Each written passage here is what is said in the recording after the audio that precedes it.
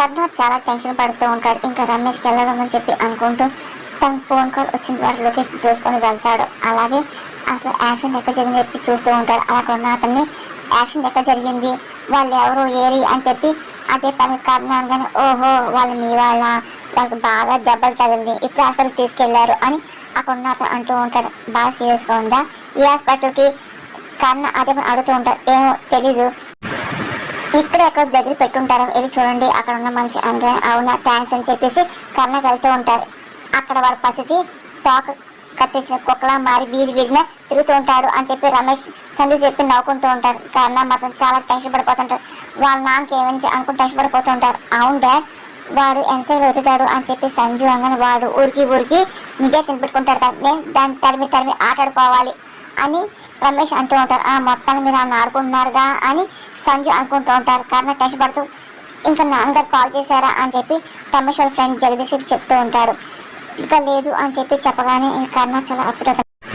ఎందుకు అని చెప్పి జగదీష్ అడగాను, ఊరికి అడిగాను, మళ్ళీ నేను తర్వాత కాల్ చేసి చెప్పి కర్ణ ఫోన్ పెట్టేస్తూ ఉంటాడు. ఇంక సర్వతో అయిపోతుంటాడు. అక్కడేమో నిత్యాకు కావాల్సినవి అన్ని చూసుకోవాలి, ఇక్కడేమో నాన్నకి యాక్సిడెంట్ అయింది, ఎక్కడ హాస్పిటల్ చేయించుకొని తెలియట్లని చెప్పి టెన్షన్ పడిపోతూ ఉంటాడు. అక్కడేమో నిత్య ఏడుస్తూ ఉంటుంది. అప్పుడే ఇంకా తేసి వచ్చి నిత్యాన్ని పిలుస్తూ ఉంటాడు. ఇంకా నిత్య ఫ్రెండ్స్ అందరూ బయటకు వెళ్ళిపోతుంటారు. ఇంకా నిత్య అలాగే చూస్తూ ఉంటుంది. ఇంకా ఒకసారి ఏడ్చుకుంటూ గట్టిగా తేజ్ని హక్ చేసుకుంటూ ఏడుస్తూ ఉంటుంది. ఓకే నిత్య ఎవరైనా ఏడుస్తారా ఏంటి అని చెప్పి తేజ్ అంటూ ఏడవకొని అంటూ ఉంటాడు. కళ్ళు అసలు ఈ రోజు ఎంత అందంగా ఉందో తెలుసా, ఇదే మ్యానిఫెస్ట్ చేశా, నేను అనుకున్నట్టు ఏం జరగట్లని చెప్పి ఇది నా రోజు కాలనిపిస్తుంది. తేజస్ అని నిధి అని నిధి మనం అనుకున్నది ఏం జరగదు, చూడు మన ఇద్దరు కలిసి ఉన్నాం, మన కోసం వాళ్ళందరూ వచ్చారు, అదే కదా ఇంపార్టెంట్, అన్ని పర్ఫెక్ట్గా లేకుండా పడుచుకోకూడదు అని తేజస్ పర్ఫెక్షన్ గురించి నేనేం మాట్లాడట్లేదు, అమ్మ నన్ను వదిలి వెళ్ళిపోయాక నేను వేసే అడుగు కట్టకుండా అని చాలా రకరకాలు ఆలోచిస్తున్నాను. అసలు నా దారి అనుకో అసలు గమ్యం కట్టకుండా లేని చెప్పేసి ఒకటి ఆలోచించుకుంటూ ఉండేదాన్ని, వెళ్ళిపోయింది. నా వాళ్ళు అనుకున్న వాళ్ళు అందరు నాకు చాలా దూరం అయిపోయారు కదా, నేను ఆశపడింది ఏది నాకు దక్కట్లేదు అని ఏడుస్తూ ఉంటుంది. అందుకే నా కాళ్ళ మీద నేను నిలబడ్డాను, అన్ని నేను కూడా అవని చెప్పి అలా పట్టుబడుతున్నాను. కానీ ఈ రోజు నేను ఒంటరి అయిపోయి చెప్పి నాకు అనిపిస్తుంది అని నిచ్చనమాట. అదే నువ్వు ఒంటరి అయిపోవడం ఏంటి, నేను ఉన్నాగా నీకు అని తేజ్ అంటూ ఉంటారు. ఇంకా అదే పని ఏడుస్తూ ఉంటుంది. ఇంకా తేజ్ ఓదార్చి అదే పనిగా ఆపుతూ ఉంటాడు. కానీ నిత్యం మాత్రం అదే పని ఏడుస్తూ ఉంటుంది. ఇంకా తేజస్సేమో ఓదార్స్తూ ఉంటాడు. అలాగేం బాధపడద్దు, నువ్వు ఏడవద్దు అని చెప్పేసి కళ్ళని నీళ్ళు తుడుస్తూ ఉంటారు. కానీ అదే పనిగా నిత్యం ఏడుస్తూ ఉంటుంది. తోడుగా ఉంటావు అని నాకు తెలుసు, కానీ నాకంటూ కొన్ని కళ్ళు ఉంటాయి కదా అని నిత్యానగానే చూడు ఆ కళ్ళని నువ్వు జాగ్రత్తగా దాచుకో, ఈరోజు కాకపోయినా ఇంకో రోజు నీ కోసం కళ్ళని నెరవేరుస్తాను సరేనా అని చెప్పి తేజస్ వెళ్ళిపోతూ ఉంటాడు. అవును అమ్మా నాన్న వస్తున్నారా, ఫ్లైట్ రెడీ అయిందని చెప్పి నిత్య అన్న మాటలకి ఒకసారిగా తేజ్ షాక్ అవుతుంటాడు. మళ్ళీ ఇంకా ఏం తను చిన్న నవ్వుకుంటూ ఇదిగో అని చూసుకుంటాను కదా, నువ్వేం టెన్షన్ పడకు, ఇదిగో నువ్వు రెడీ అవ్వు అని చెప్పి మళ్ళీ తేజ్ నవ్వుకుంటూ వచ్చేస్తూ ఉంటాడు. కానీ నిత్య ఏం మాట్లాడదు, ఇంకా అలా కూర్చుంటుంది. అప్పుడే ఇంకా సుమలత పక్కా ప్లాన్ వేస్తూ ఉంటుంది. ఇంకా ఎంగేజ్మెంట్ రింగ్స్ మిస్ అని చెప్పి ప్లాన్ వేస్తూ మెల్లిగా నిత్య రూమ్కి వస్తూ ఉంటుంది. ఇంకా సుమలత ఏంటంటే కూర్చుంటుంది. నిత్య తన పంతం చేసుకుంటుంది. గో చూడు నువ్వు అసలు కన్నా నమ్మావు అని చెప్పేసి నువ్వు వద్దు అన్నప్పుడు నీ మాట వినాల్సింది, వాడు కన్నా చూసుకుంటాడు కన్నా చూసుకుని చెప్పేసి నమ్మి మనమే తప్పు చేసాం కదా, అతను అంతే తను మించిన పని ఓవర్గా ఒప్పుకొని ఇదిగో ఏదో ఒక గదిబి చేస్తూ ఉంటాడు. అది చేసిన దానికి నువ్వు అనిపించాలి అయింది, ఏం చేస్తాము అని చెప్పి సుమలత కావని చెప్పేసి నిత్యాన్ని టచ్ కొడుతుంది.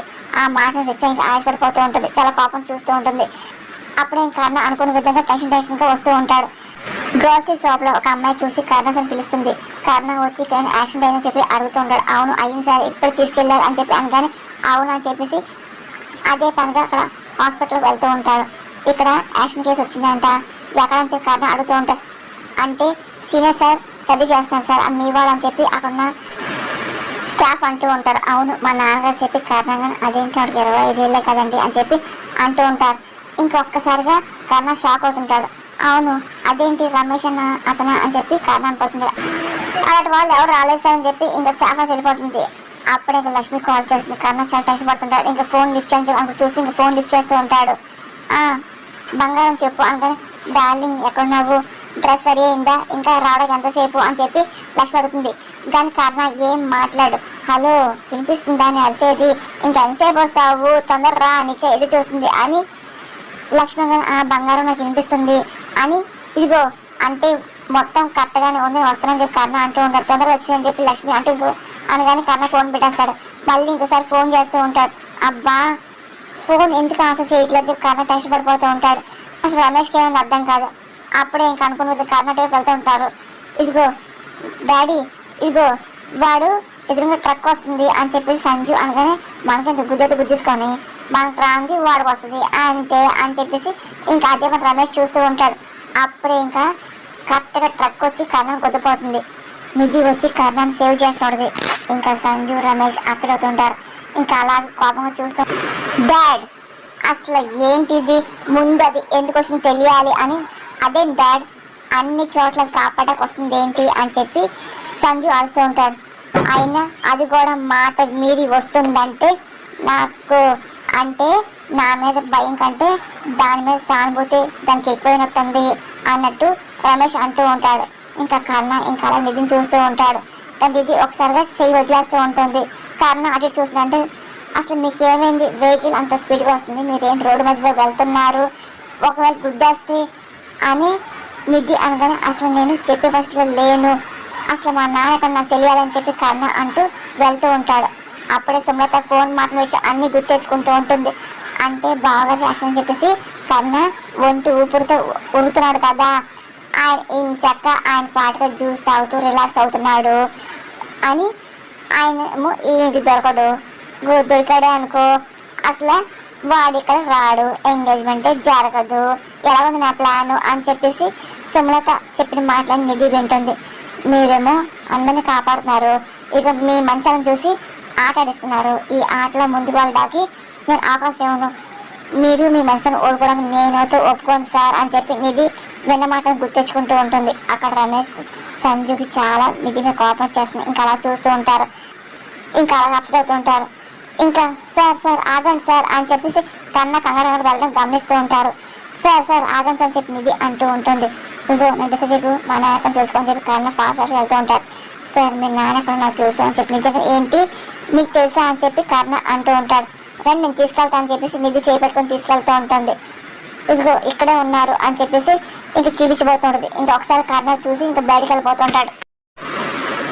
ఎక్కడున్నాడు అని చెప్పి కర్ణ అనగానే ఇక్కడ ఉన్నా సార్ ఆగండి అని చెప్పి నిధి అనగానే ఏంటి తమాషా చేస్తున్నావు ఏంటి, నా ఎక్కడున్నారో ఏమని చెప్పేసి నేను టెన్షన్ పడని చెప్పి కర్ణ అనగానే సార్ ఇదంతా కావాలని చెప్పి చేస్తున్నారు, నా మాట వినండి నిధి అనగానే ఇదిగో నిధి ఆగు, అసలు ఈ విషయంలో నువ్వు ఎలా తమాషా చేయబాకు అని చెప్పి కర్ణ కోపంగా అనేసి వెళ్ళిపోతుంటాడు.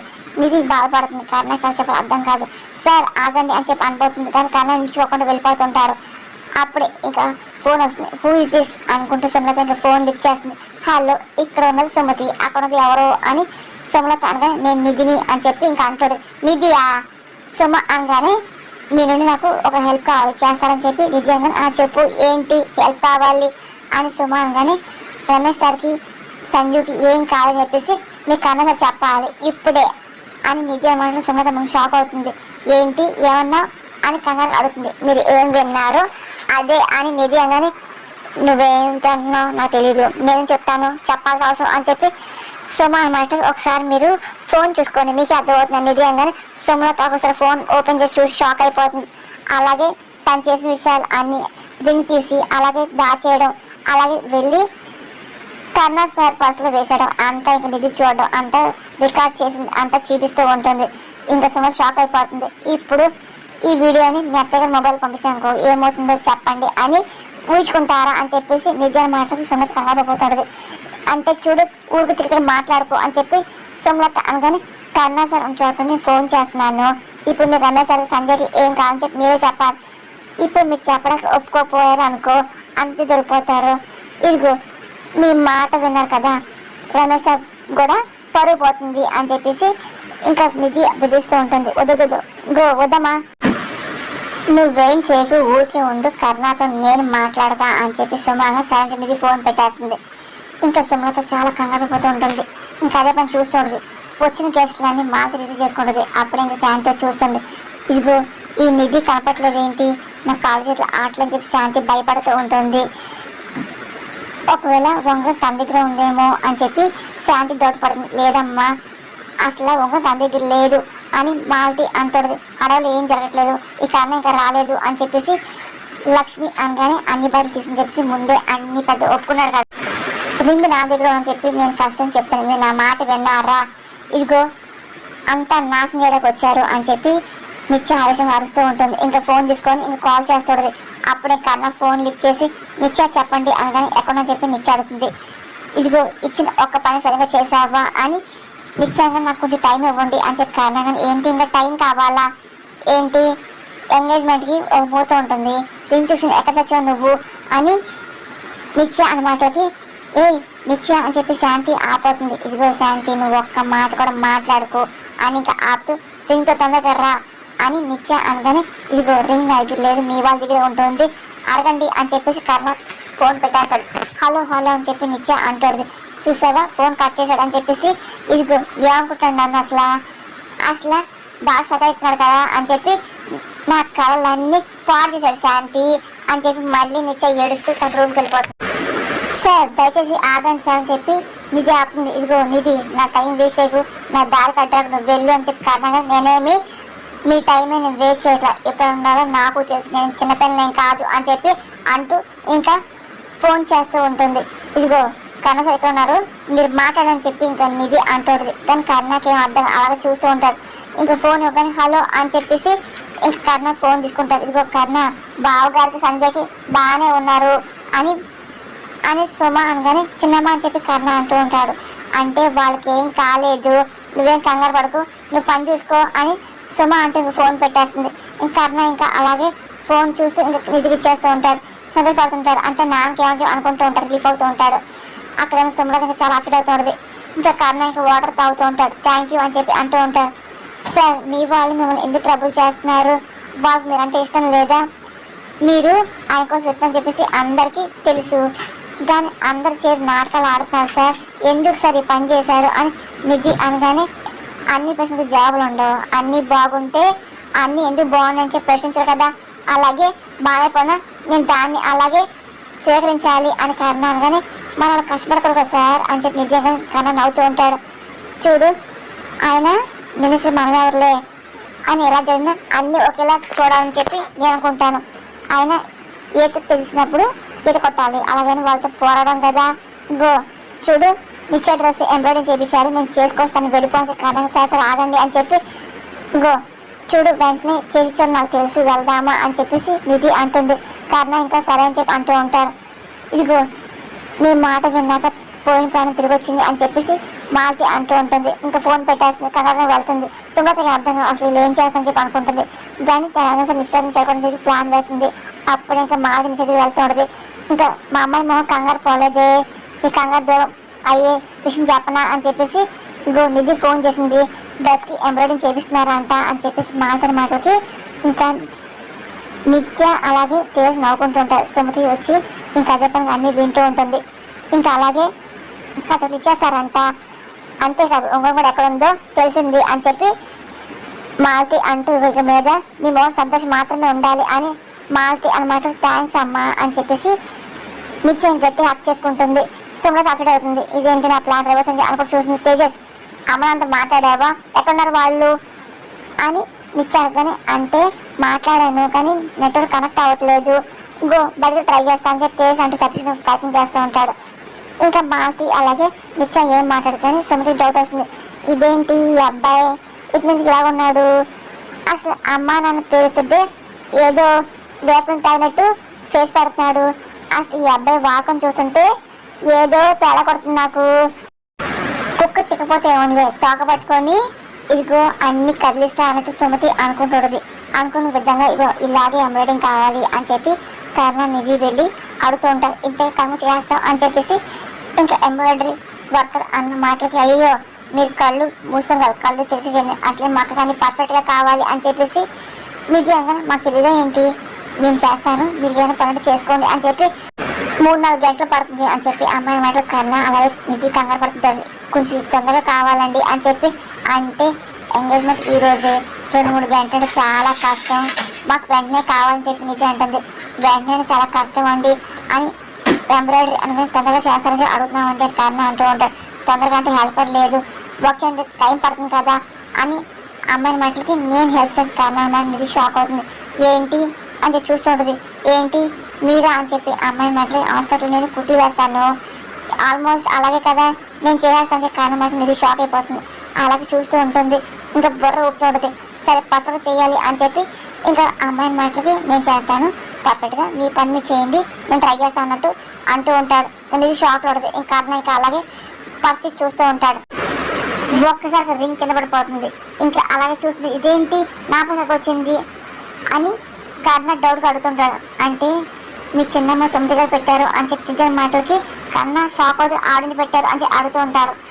అంటే తెలీదు ఆవిడ పెట్ట నేను చూశాను నిధి అనగానే కన్నా ఇంకా ఏం మాట చిన్న నవ్వుతాం సర్లే పర్లేదులే అని అనుకుంటారు.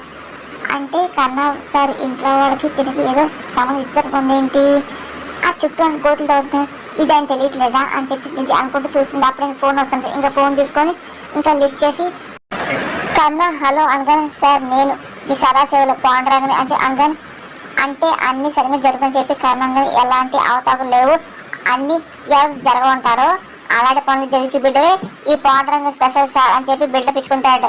సార్ నేను మీకెందుకు సార్ వరీస్ ప్రశాంతంగా ఉండండి నేను చూసుకుంటా అని చెప్పి అతను అంటూ ఉంటారు. సార్ ఒక నిమిషం అని చెప్పి నిధి అంటూ ఇంకా ఫోన్ బయటకు వెళ్తుంది. కారణం అతనితో మాట్లాడుతుంటాడు. అప్పుడే ఇంకా రమేష్ కాల్ చేస్తుంటాడు. ఇంకా నిధి చూసి పక్కకి వెళ్తుంది. ఇంకా ఫోన్ లిఫ్ట్ చేస్తుంటది. ఇంకా ఓహో రమేష్ సార్ ఫోన్ చేస్తామని అనుకుంటూ ఇంకా ఫోన్ లిఫ్ట్ చేసి హలో సార్ అందుకని ఏంటి అర్థమయ్యేలా మాట చెప్పి నేను అనుకున్నాను కానీ నీకు అర్థం కాని చెప్పి నాకు అర్థమైంది అందుకే ఫోన్ చేశాను అని రమేష్ అనగానే కన్నా సార్ మీకు ఎంత ప్రేమ ఉందో ఎంత కన్సర్న్ ఉందో ఈ రోజు నాకు అన్నీ అర్థమయ్యాయి. పక్క నుండి ఆయన మీద ఎలా కత్తులు నూరుతారో కూడా నాకు అంత అర్థమైంది. మీరు నన్ను ఆయనకి ఎందుకు దూరంగా ఉండమన్నారు కూడా నాకు అర్థమైపోయింది. నేను మిమ్మల్ని ఏదో అనుకున్నా సార్ నిజంగా మీరు ఇలా అని నిధి అనగానే ఒకసారి ముందు రమేష్ షాక్ అయ్యి ఏంటి క్రిమినల్ అనుకుంటున్నావా ఏంటి అని రమేష్ అంటూ ఉంటాడు. లేదు సార్ మీరు బ్రిలియంట్ అని చెప్తున్నా అని నిధి అనగానే నా దగ్గర నీ తెలియదట్లు నాకు వద్దు నేను చెప్పేది నువ్వు ఏం చేస్తున్నావు అని చెప్పి రమేష్ అనగానే కన్నా సార్ గారి తండ్రిలాగా మీరు మాట్లాడింది కరెక్టే ఆయన మంచితనాన్ని ఎవరు మిస్ చేయని ఉద్దేశం కానీ నేను మీకు ఈరోజు మాటిస్తున్నాను సార్ ఇక నుండి కన్నా సరికి నా వల్ల ఎలాంటి ఇబ్బంది రాదు. పైగా ఇప్పటి వరకు ఆయనకి ఎవరి వాళ్ళకి ఇబ్బంది అయిందో వాళ్ళకి ఇక ముందు నేను అవకాశం ఉన్నాను. ఇక ముందు నాకు ఏమైనా అడ్డొచ్చినా కన్నా సార్తో ఉంటాను. అది దగ్గర వాళ్ళ దూరంగా ఉన్న వాళ్ళైనా కన్నా సార్కి నేను తోడుకుంటే నేను డిసైడ్ అయిపోయాను సార్ ఎవరు ఏం చేయలేదు సార్ నేను ఫోన్ పెట్టేస్తాను బాయ్ సార్ టేక్ కేర్ చాలా థ్యాంక్స్ అని చెప్పి నిధి నవ్వుకుంటూ ఫోన్ పెట్టేస్తుంది. చా అని చెప్పి రమేష్ అనుకుంటూ ఉంటాడు. ఇంకా చాలా టెన్షన్ పడుతూ ఉంటాడు అప్సెట్ అవుతూ ఉంటాడు. ఇంక నిధి మీద చాలా కోపం వచ్చేస్తుంది. ఇగో పదే నిధి అన్నమాట గుర్తెచ్చుకుంటూ ఉంటాడు. నేను మీకు మాటిస్తున్నాను సార్ ఇదిగో కన్నా సార్కి నా వల్ల ఎలాంటి ఇబ్బంది రాదు. పైగా ఇప్పటి వరకు ఎవరైనా ఇబ్బంది కలిగారో వాళ్ళకి నేను అవకాశం ఇవ్వను సార్ అని నిధి అన్నమాట గుర్తెచ్చుకొని చాలా టెన్షన్ పడుతూ ఉంటాడు. ఇంకా తాగుతూ ఒకసారి గ్లాస్ నేలకేసి కొడుతూ ఉంటాడు ఇసుకుంటాడు. అది శబ్దానికి సన్ని కంగారు పడికి వస్తాడు. డాడీ ఏమైంది అని చెప్పి అడగబోతూ ఉంటాడు. రమేష్ చాలా ఆవేశపడిపోతూ ఉంటాడు.